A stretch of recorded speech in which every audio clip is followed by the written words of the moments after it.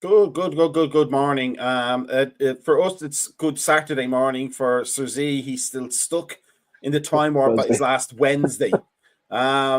Yes, he hasn't even seen the PSG game yet. So he's in for an amazing time. No, it is Saturday morning. It is the American Scouser TV pre-match show. Astafa Punth, if you want to be cool, like us on Thursdays. It's the bald beauties again to get you through this next 30 minutes for us, and then a 90-ish minute game against Southampton. The lineups are out. Are joined by Brian and Sir Z. Brian, how are you?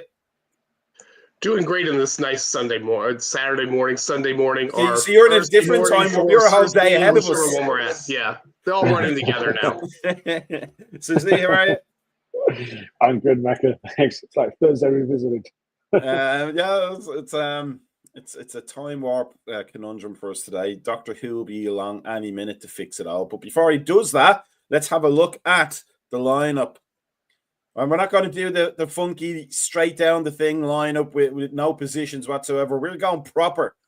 We are going proper, as they say in the East End of London. Courtesy of Livescore. Thank you, Livescore, for letting us not have this. We won't say any more about that. But that's the lineup. Not what we have debated on any of the channels we have. I think we all expected a couple of changes, but Nunes starts up front. Endo doesn't start in the central midfield, and Costas is out there on the left. Brian, what do you think of the lineup? It's that has us as a 4-2-3-1. It morphs. That's the only good thing we can say about our formations is that we don't know. The opposition probably doesn't know either. But it is a lineup built for Southampton, with the exception of Gravenberch. Probably could have had this game off, couldn't he?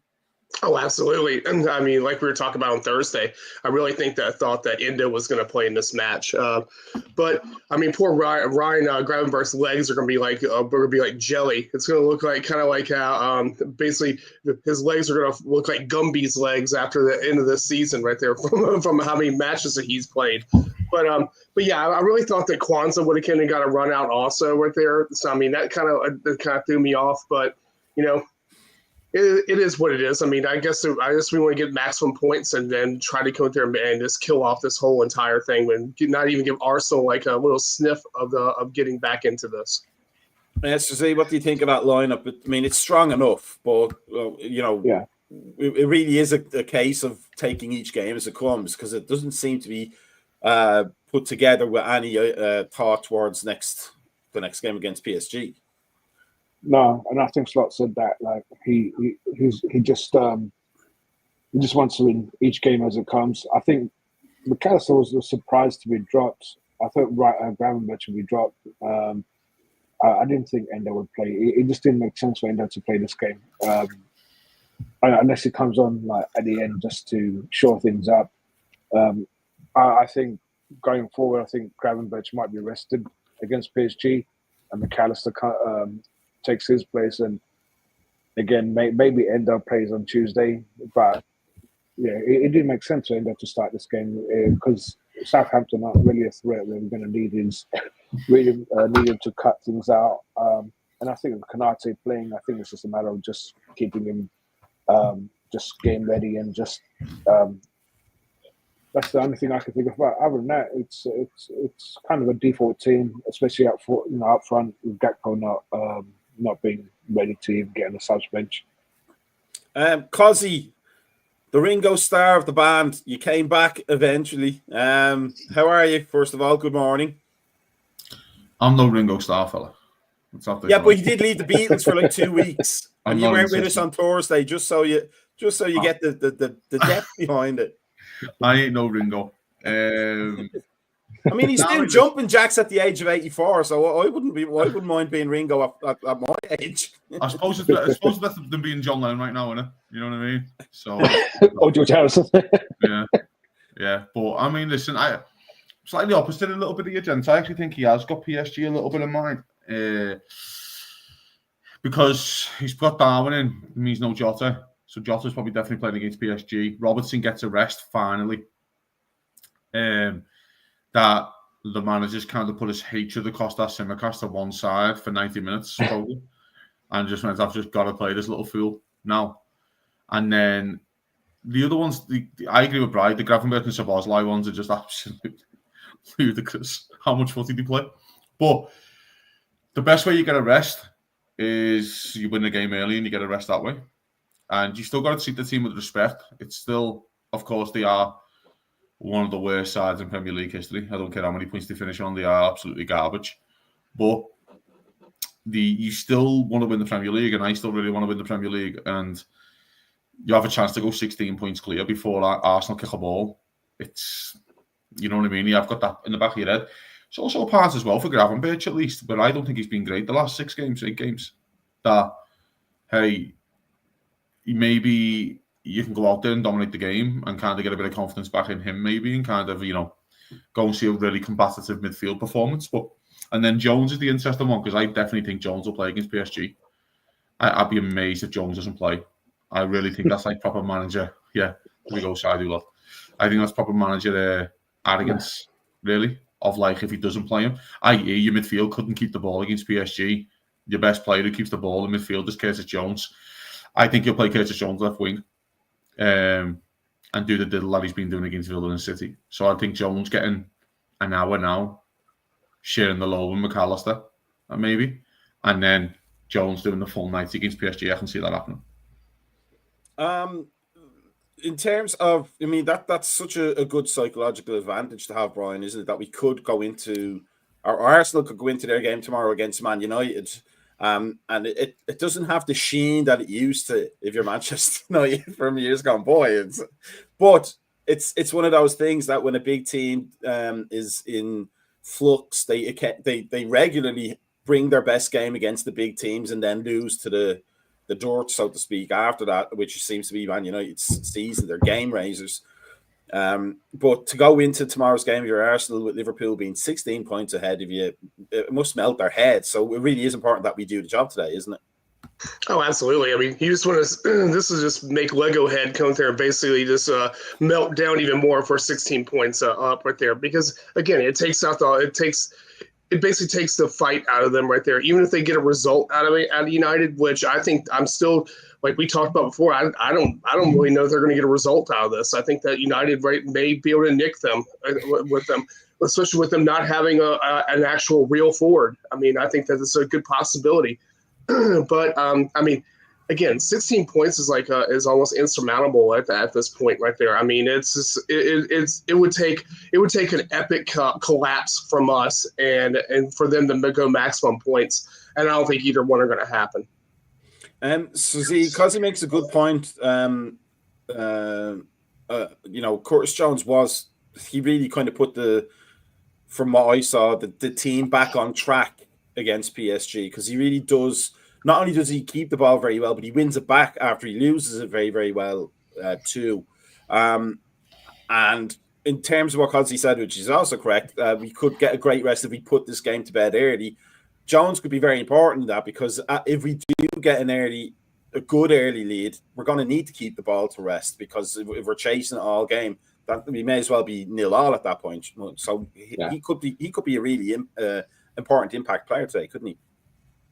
He could, as long as he doesn't get injured, because he's shown he's very injury prone. But I don't know what side this problem is with Jones. I think, like, optics wise, he doesn't show that flair or whatever, but he keeps that ball better than anyone in that midfield. And what he's got going for him, so he's underrated by opposition. I think when he came on against PSG, I think that they see this Scouse kid he's come on, and I think they underrated how good he actually is with the ball.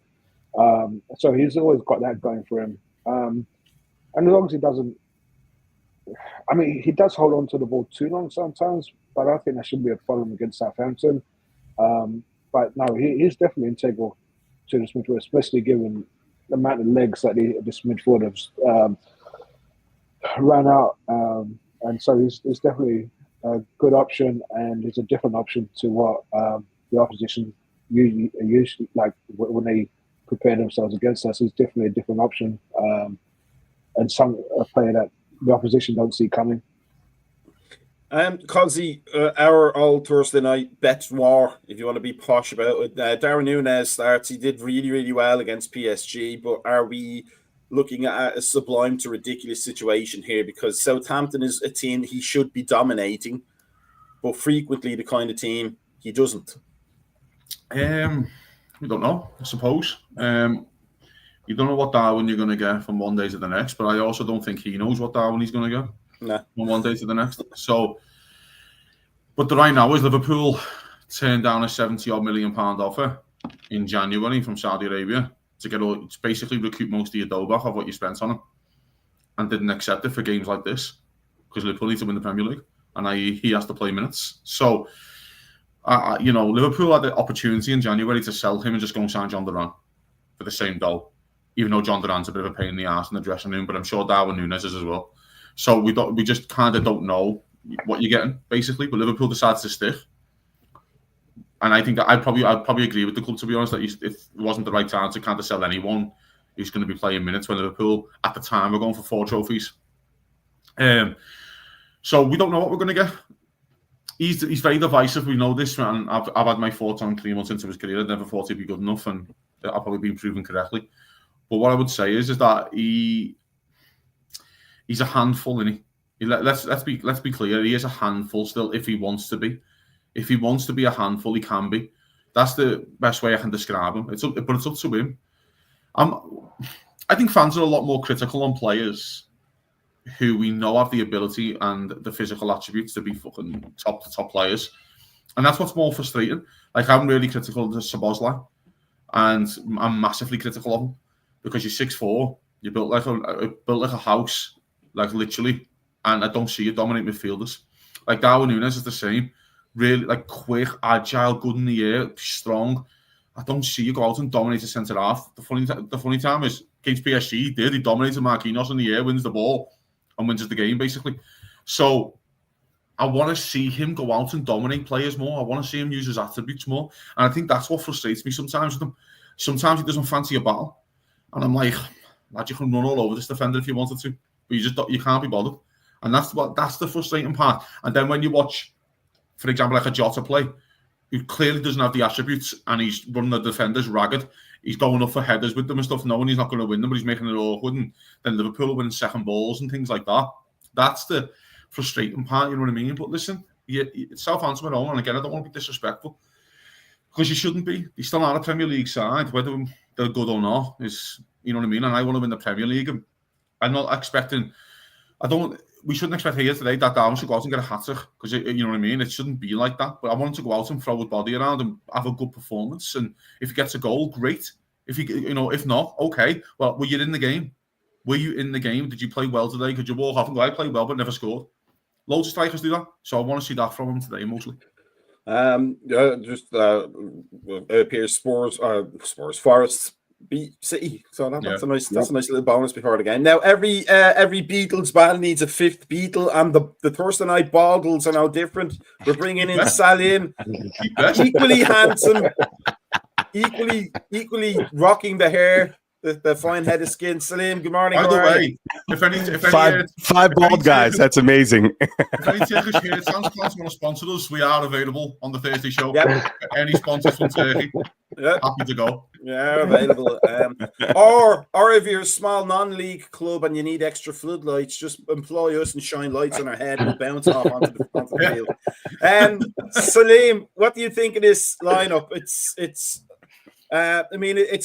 competitive. It's a lineup designed to win a game, but we're surprised by where the rotations happened. But what my feeling is that we're not dealing with Gary Neville or Phil Neville running a team. Like the Slot's fitness people are experts in their field, so I'm sure they're testing players every week to see where they are fatigue-wise.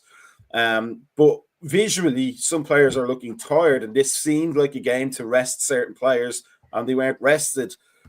Does that indicate how important the likes of Gravenberch and Szoboszlai are to Slot's plan? Because, we have noticed differences when those players aren't in.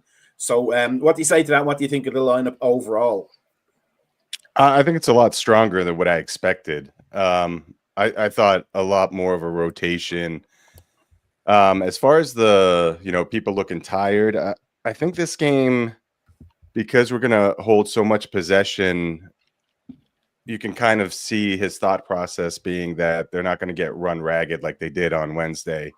So maybe from a standpoint of we'll have possession most of the time. That way we won't be chasing the ball. But still, a lot stronger than what I expected. I thought it wouldn't be like a Plymouth Argyle type of rotation, but something similar I expected. But I thought Endo would start. I like the fact that McAllister's sitting, but as far as Szoboszlai and Gravenberch, I thought they'd get a rest too. I think you could have rotated the full midfield and left Salah there as well. But yeah, definitely a competitive team. Definitely a competitive team. A lot more competitive than I thought it would be. Just before we go and look at the Southampton team, I've just realised, Salim, that you look like Richard Fairbrass a little bit from Right Said Fred. They're too sexy for this podcast. Let's have a look at the Southampton lineup as we all disappear to very, very tiny images there. Brian, anything there that sticks out for you, that worries you, other than the prominence of consonants in all of their names? Ramsdale, could be one of those keepers that has the game of his life against us. Kyle Walker-Peters, maybe. But other than that, it's a team that looks like they are where they should be, really, doesn't it? This is just another Derby County team. That's all I can say right there. They really are, like Kazi said right there. This is probably either the worst or probably one of the worst sides that have come up to Premiership from the Championship. It's there's really not much right there that I'm really afraid of on this. Honestly, I think that, I think this side knows where they're going. It's like we talked about on Thursday. I think it's impossible for them to stay in the Premiership at this point. It's not mathematically impossible, but emotionally and physically to them, it's impossible. And really, like we said on Thursday, they have Wolves next, what they need to focus on, and they have Crystal Palace. Those are two matches that are probably more important to them right there than playing us at the moment right there, because if they get a result, it's like basically a purple moon basically, or finding that lucky 4-leaf clover somewhere in the middle of a field right there, because I just don't see it happening right there. This is not they're not a good side. So they're playing three at the back, and there's an old tactical maxim rule of thumb. If you're playing the back three, you're playing the back five, really, because the wing backs are going to have to come back. So in that sense, Szoboszlai might actually become very, very important in evening up those numbers almost. And Jones has a good habit of ghosting in as well late when he's not holding on to the ball. Does Southampton's formation as it is there, does that give us some advantages, do you think, with how we play? I'm sorry, was that for me? Okay, sorry. I don't see them giving us any problems. Just for the pure entertainment value, I want Willie Smallbone to get the ball just so I can crack up every time the commentator mentions his name. Or the most unfortunate name you can get, Willie Smallbone. But anyway, just for that value, I just don't see like Brian's saying. I don't see this team causing us any problems. Tyler Dibling is a good young kid, but other than that, there should be a formality. I think every player for player, we're pretty much, I think, at least 2 divisions up on each one of these players. Kazi, I don't want to spend too much time on Southampton, but Will Smallbone surely has the most unfortunate name in the history of football. But here's what I want to do is I want to get into the subs because, ideally, do you agree with me? We don't want to have to see Andy Robertson. We don't want to have to see McAllister come onto the field to try and help us win a game. We do want to see Chiesa at some point, don't we? Yeah. I think Chiesa's doing Mighty Red today, though, because it's the home game. So he might be in the Mighty Red costume. I'm not sure. But, knowing his injury record, he got a heat stroke in that costume. I don't know, mate. Listen, it's hard this, because I do agree with the manager a little bit. You still need to show respect. You still need to kind of win the football match, but you can win the football match in the first half an hour if you wanted to. That's the other part of this, and you still need to show respect. It doesn't mean you can throw 10 men forward and stuff like that. You still need to play your proper football and, you know, not overcommit and still pass the ball. You want the intensity to be correct as well. You want a high intensity, you know, high work rate. Off the bench is interesting to me. I thought Elliot would have got to start. I really thought Elliot would have got to start today. I thought the rest would have been for Szoboszlai, for Elliot, because I prefer Elliot on the ball. If Liverpool are going to have 75% of the ball, I want Elliot over Szoboszlai on that ball, if you kind of think. Now, that still might happen. You're not going to see, I don't think you're going to see Chiesa unless they pull a 4-5-0 up. I just don't see it. I think Mo Salah also will be looking at the manager going, absolutely not, fella. If Liverpool are 3 up inside half an hour, you are not taking me off. Because, my God, I can get there. I think he's on 25 already. I could get 30 today. Or I could get to, like, genuinely, if he's 3-0 up inside half an hour. This team is a bad team that you're playing. Like, this is it. I always think about teams, right, gents, and I think about this a lot when it comes to relegation. It's how the team loses. So if a team really loses 2-1 and they're really in games and stuff like that and they're down the bottom, I always think they have a chance of staying up. Because if you're only losing by a goal or something, that's just like a little break of the ball, or it could be something different that you could do. When you're getting whacked 4 or 5-0 at home every week, at home, that spells danger. I think they got whacked by Brighton 4-0. I think Spurs went there when Spurs at their lowest ever a few weeks ago, beat them 5-0. Like, that's... I think when Spurs piled up in the first half, I think, like, that's how bad it got for them. Do you know what I mean? And I know they had a good win against Ipswich away a few weeks ago and stuff like that, but I just feel like, yes, there's a chance to get minutes into the lads here, but at what expense? Because this is the other part, that the international break comes in at the wrong time, in effect. Because, okay, I'll get minutes into Wendo, then he fucks off anyway. And then he's gone to Japan. And then it's like, oh, right, great. Do you know what I mean? So it's like, you're going to go and play for Japan for 2 90s. Or I think some of those friendlies could be 3 as well, maybe. So you're going to play 2 or 3 friendlies for your international team. So you can come back and go and get 90s for them and come back to me. Do you know what I mean? The argument is, of course, you are still going to need your squad players, Mark. And I've been saying this for weeks and weeks and weeks. And that's why I'm glad Elliot had his big moments, basically, against PSG. Because you're going to need those players. You're going to need to keep them on side somehow. And that's where minutes come in to keep them on side.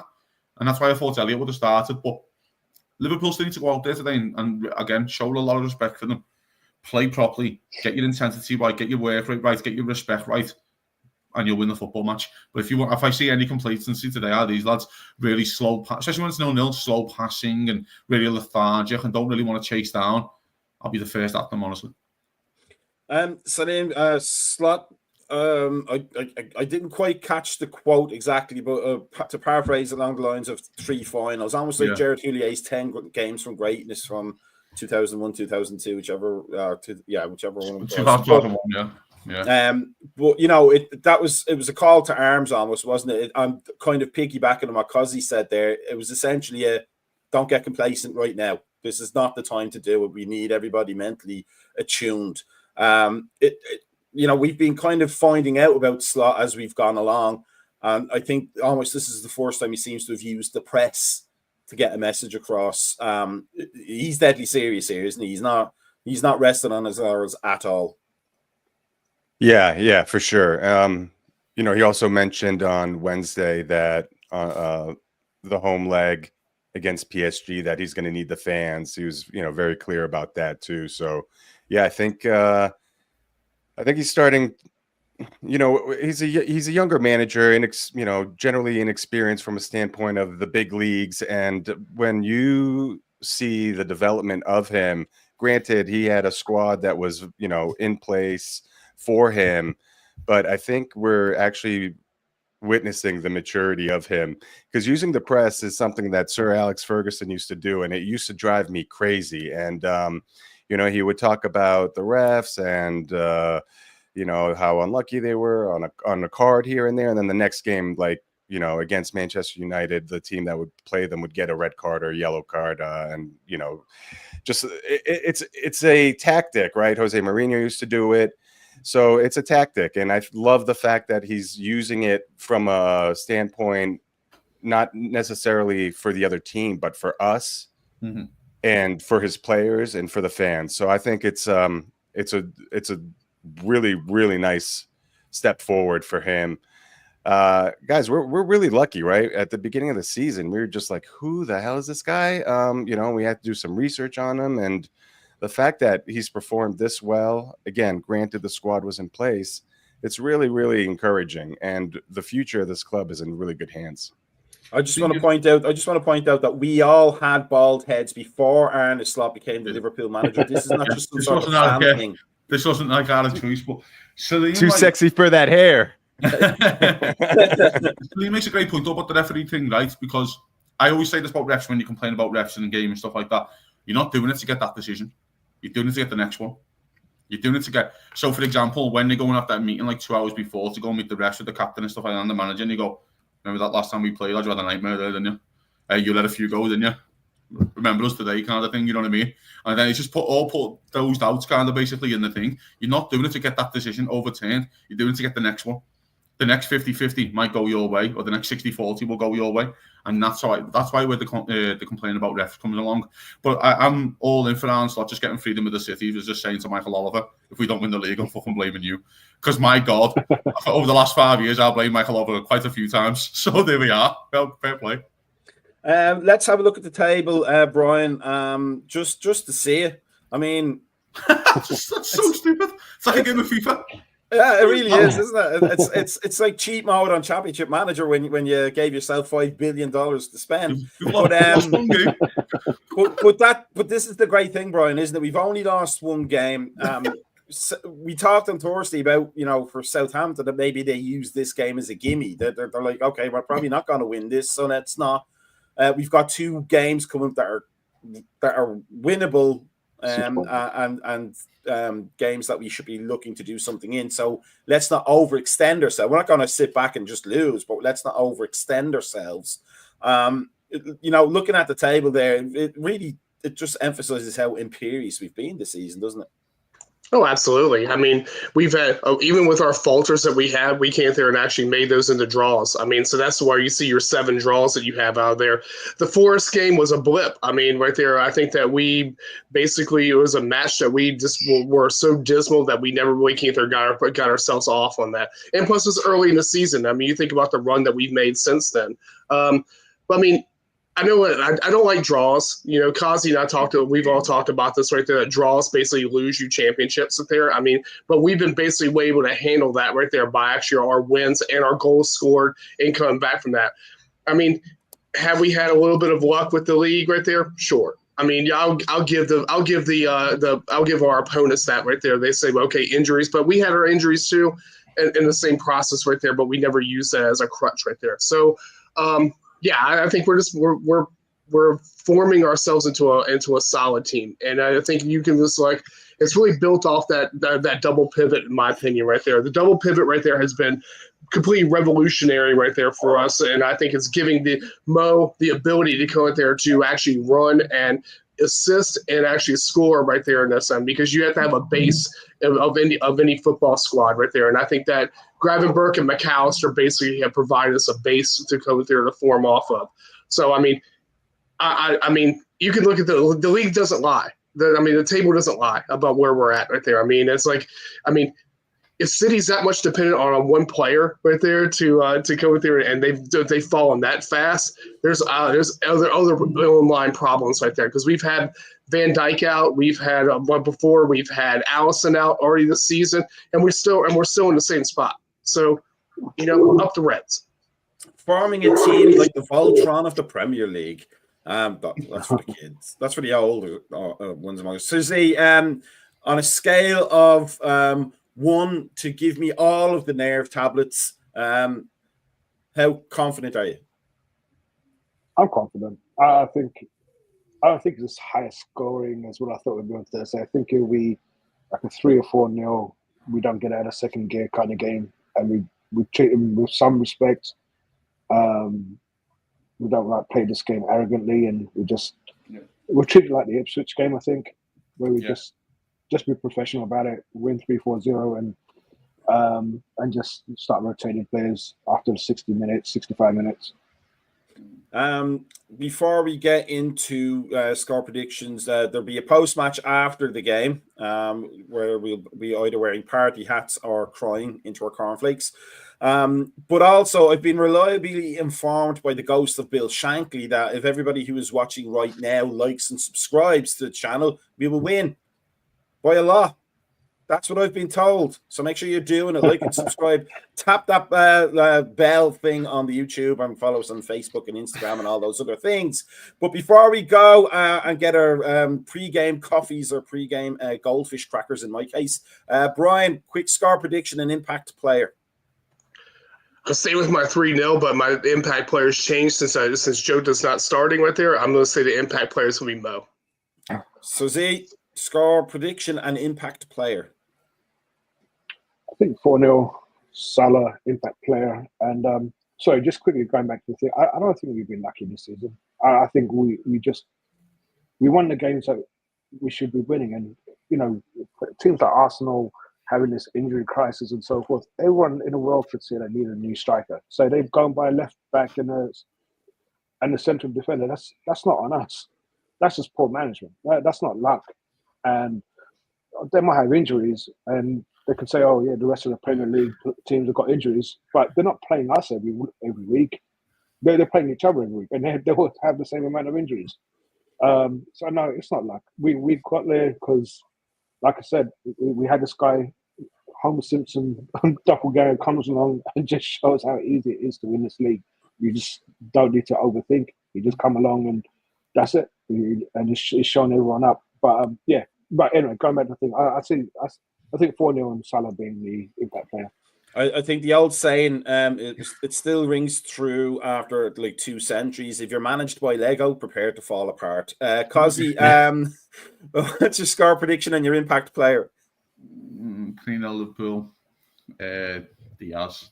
I need more out of him. I really do. I do. I just need more out of him. But yeah, I want to mention what Sergi just said there, though, because it's interesting. This thing of like the love part, whatever. Hey, Arsenal, you've won 15 out of 27, you know, and you wanted to win the Premier League. Yeah, like you've won 15 and 27. You dropped points. You've dropped points in 12 games out of 27. What are you talking about? Like, it's not. This is the part. If Arsenal were 2 points off us, and you go, we had a few sending offs and a few bad decisions, you can add, you know, okay, you're 13 points behind, gents. It's not like this isn't close. This isn't like Liverpool, for example, losing the league twice by a point. And because Man City have got 115 charges against them and we can all feel a bit hard done by that, we never win those leagues. Do you know what I mean? Like, hey, it's not even a competition. You're going to finish 20 points behind. Like, it's not. Let's get this right, by the way. And if I believe in this, Arsenal should finish 20 points behind because you should throw all the eggs in the Champions League basket. Do you know what I mean? Because this is done. This isn't even close. It's not. It's literally done. Liverpool could become 16 points clear. You can argue about your games around, though, you're right, but you're still going to Old Trafford. And we know Man United are batshit crazy. But it's the most Man United thing to do in the world is to beat them tomorrow.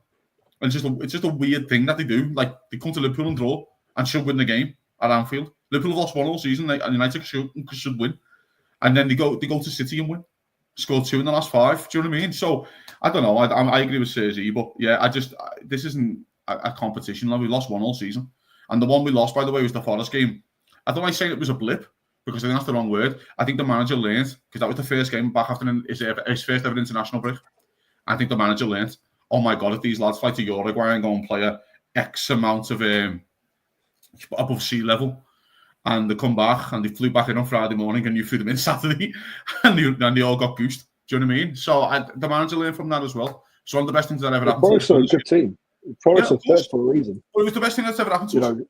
It's the best thing that's happened to us this season. Says he was losing that game, honestly, mate, because the manager just changed his mentality completely, and just, you know what I mean, and he flipped completely. And I'm super impressed with how we did do that. Fair play.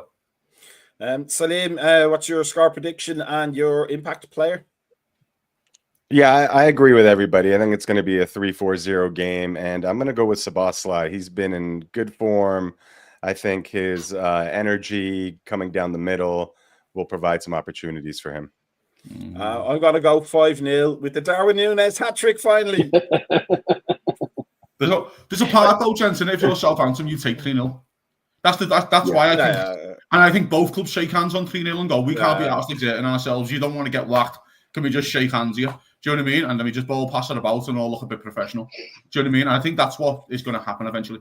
Holland and Ireland in the 1990 World Cup. Oh yeah. Again. Yes. The biggest fix in the world, that isn't it? Hey, we've had 17 passes here. You do 17 passes for a bit. That was a great game.